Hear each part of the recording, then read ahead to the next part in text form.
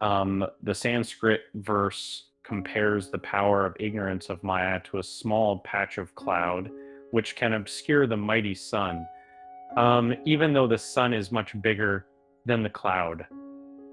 In the same way, ignorance, though limited by nature, can obscure the reality of our true self, which is unlimited and not subject to transmigration. The aim of all spiritual practice is to realize the identity of Paramatman and Jiva Atman, and to overcome the concealing power of Maya and remember our true nature. The verse also states that even when a person feels that they are bound, they are the blissful Atman. The observer referred to in the verse is the unenlightened observer, and that ignorance is neither gross nor subtle due to its indescribability. Intellect is also mentioned, which refers to consciousness associated with the intellect.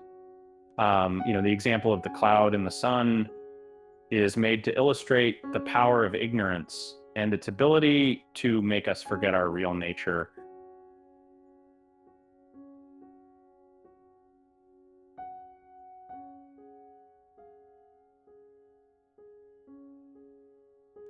This verse talks about the power of ignorance and its ability to conceal the truth.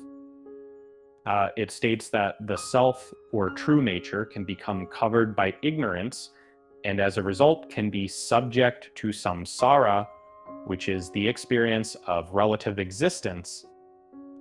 This is characterized by one's feeling as an agent or the experiencing subject and their emotions like happiness, misery, etc.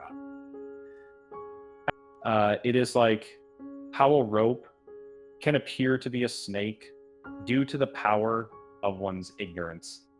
And in other words, one's ignorance can distort the truth and create an illusion of reality. Therefore, it is important to be aware of one's true nature and to try to uncover the truth that is concealed by ignorance.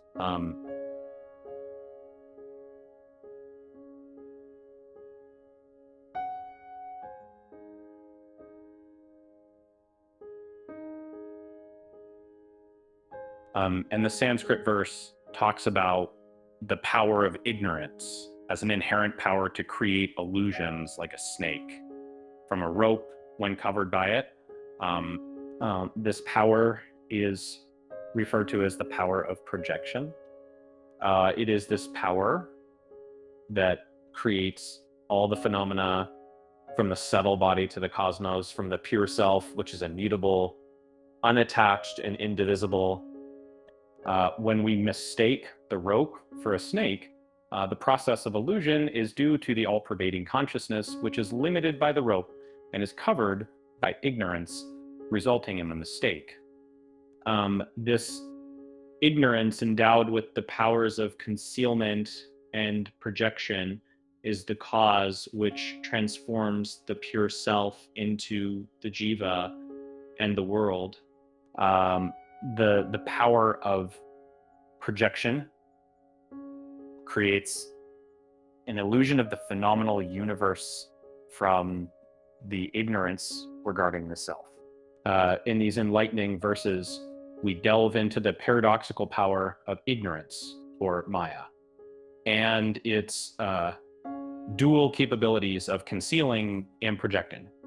And just like a tiny cloud can obscure the radiant sun, Maya, although limited, can shroud the infinite, unchangeable nature of our true self, what Vedanta identifies as Atman.